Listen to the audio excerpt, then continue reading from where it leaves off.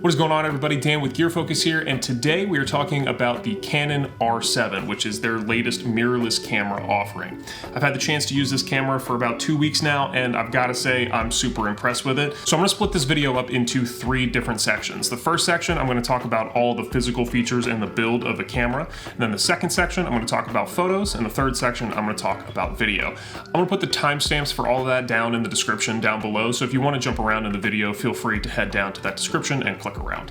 So the whole reason I bought this camera was because I wanted to shrink my camera kit. Some of you might know, but I live in my truck full-time. I am a full-time mobile content creator, so I wanted to have my camera kit be as powerful yet as small as humanly possible, and the R7 fit that bill perfectly. So this camera is an APS-C sensor camera, which means it's going to have a 1.5 times crop factor when you compare it to a full-frame camera like the EOS R. Now for me, that's not exactly a huge deal, as I'm coming from using cinema cameras, so they have Super 35 sensors in them, which is essentially the same sensor size as an APS-C sensor. This camera is essentially the same size as all of Canon's other mirrorless bodies. This is pretty much the same size as the EOS R. It fits in my hands almost exactly the same as the EOS R, and I've noticed that the button placement is pretty similar to all of the other Canon mirrorless cameras. Now, some of the quirky things that this camera has is this back dial that's on the back of the camera. I'm used to having this be like a wheel that sits on top of the camera that rotates kind of like this as opposed to like this. I don't know if that makes sense. But this little dial on the back I have mapped to my aperture, and then the scroll wheel on the front is mapped to my shutter speed. What's really nice about the button placement of the camera is there's a dedicated record button for your video, and there's also an ISO button. On the EOS R, I used to have to press the multifunction button and then scroll over to ISO and then use the scroll wheel to pick my ISO, but now I can just hit the ISO button and then use the scroll wheel to adjust my ISO. So while we're looking at the top of the camera, one of my favorite features of this camera is the on-off switch. So you have your off position and then you have your on position, which just puts the camera in photo mode, and then you have one more click and then you are right into video mode. So you can switch back and forth between photo and video mode literally by just flipping a single switch. Now, like I mentioned, this camera looks and feels just like every other mirrorless body, so it has the same kind of weather sealing as the other mirrorless bodies, which is going to be fantastic for me because I'm going to be in dust and dirt all the time. Having something that is weather sealed all the way around is a huge deal for me, and the weather sealing on this camera looks great. One more physical feature that was a huge upgrade for me is the fact that we have dual card slots. Now, some people might complain about the fact that these are SD card slots, but most computers, if they have a port on the side, is going to be an SD card port. So for mobile content creation, using a camera with SD cards makes my life so much easier because I can just slide that card right in the side of the computer and download my footage right from there. So now let's talk about the photo side of this camera. Thus far, I've been extremely impressed with the photo specs on this camera. The R7 uses the same processing chip that the R3 uses, so it uses a very similar autofocusing algorithm as well, but a lot of those features that we're getting in the R3 we're also getting in the R7.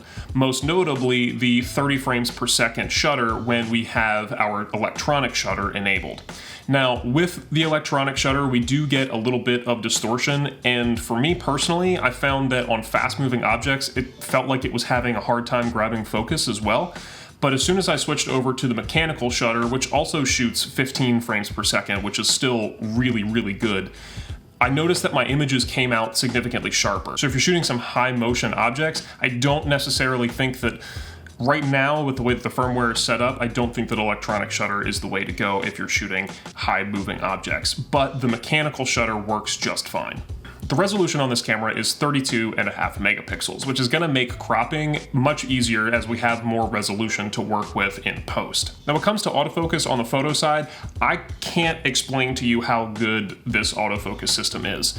Like I mentioned, it's using the same processor as the R3, so while it's not going to have the exact same autofocusing system since they're 2 different sensors, it's got the same algorithm. This algorithm allows you to have eye tracking on both people and animals, as well as a separate autofocusing algorithm for tracking cars or specific objects.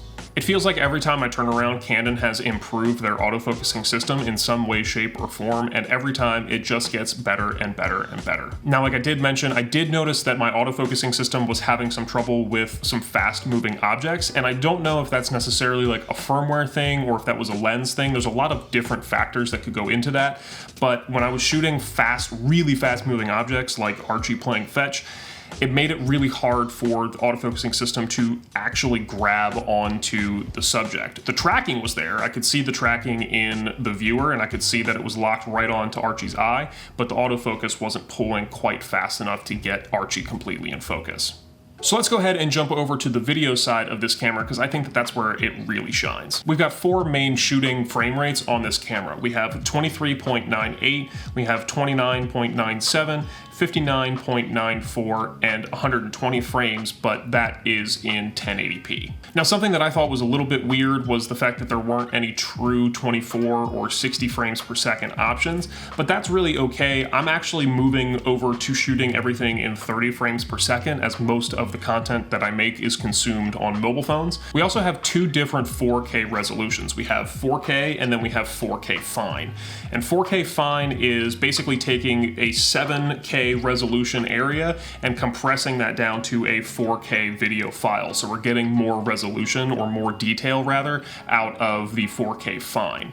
Now, one of the caveats to that is that the 4K Fine only goes up to 30 frames per second, whereas normal 4K you can shoot up to 60. Now, one of the main reasons I bought this camera is because it has 10-bit color. This camera shoots up to 4K 60 in C-Log3, which gives us our 10-bit color range. One of the things that's really helped me improve my color grading is converting everything over to Rec 709, and I'm gonna have a whole video about this in the future, but what I do is I basically just take everything, throw it into DaVinci Resolve, and then throw a Rec 709 conversion LUT onto it. And I'll put the link to the LUT that I use down in the description down below. But using C-Log3 gives me a ton of dynamic range. It also gives me a load of flexibility in post, and it's also just really easy to color grade because it's Canon colors. I mean, that's what Canon is known for. Now, we also have 2 different bit rates. We have our IPB and we have our IPB Lite. Essentially, those are just different compression ratios.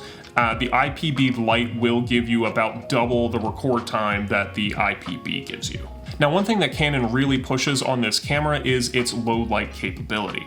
And I've got to say that the ISO performance at high ISO ranges is super impressive to me. Even though there is a little bit of grain coming into the image, I can make sure that I pull that out in post very, very easily. Now, one of my biggest concerns with this camera before I bought it was what the rolling shutter was going to be like on the video. Coming from the Blackmagic world, I was already dealing with a pretty decent amount of that rolling shutter. But to my pleasant surprise, the rolling shutter on this camera is really pretty limited. I haven't really had any issues where it limited or hindered me in any way, or that I thought it was looking ridiculous. I mean, really the only time you're gonna see the rolling shutter is if you're whip panning back and forth, and even then I wasn't seeing as much rolling shutter as I do on my cinema camera. But in terms of the video, I've been really impressed with this camera. Having something that is so compact and so small that shoots such a high quality as the R7 has been a huge game changer for my workflow. Now, the biggest changeover in video for me, coming from the EOS R and coming from cinema cameras, is that the R7 now has IBIS. The IBIS in this camera is incredible, and when you pair it with an RF lens and also the digital image stabilization that's built into the camera, I was able to get shots that looked like they were locked off at 105 millimeters, even though I was standing just with my hands on the lens and on the camera. It looked like the camera was sitting on a tripod and it wasn't moving at all. Now, one of the things that I found a little bit weird about the IBIS system is there really is no way to turn the IBIS itself off. The physical IBIS mechanism, there is no way to turn it off in the camera, which most of the time is okay, but for certain scenarios, there's going to be time where I want to lock off that image stabilization and not have any stabilization at all. I know that sounds a little bit weird, but there are going to be times where I just don't want that stabilization. So not having the ability to turn that mechanism on and off in the camera is an odd choice for me. Now, this camera by no stretch of the imagination is the best or the baddest camera out on the market. However, I would venture to say that this is the best value camera that's on the market right now. The R7 retails at $1,500, and everything that you're getting inside this camera for $1,500 just blows me away. Now, if you were to put this camera right up next to an R5 or an R3, I'm sure you would see some differences, and we're totally planning on doing that here at Gear Focus, by the way. But for a camera that is only $1,500, this thing blows my mind. I'm thinking about picking up another one just so I can have it in my wedding kit, and like I said, all of the features that come with this thing makes the $1,500 price tag blow my mind. All right, guys, that's gonna do it for our video today. Thanks for watching. Let me know down in those comments what you think about the R7 and if you're gonna be picking one up. And while you're down there, make sure you hit that like and subscribe button. That kind of stuff really does make a difference to us here on the channel, and we are gonna be coming out with a lot more content here shortly, so I wanna make sure that you guys stay notified to that.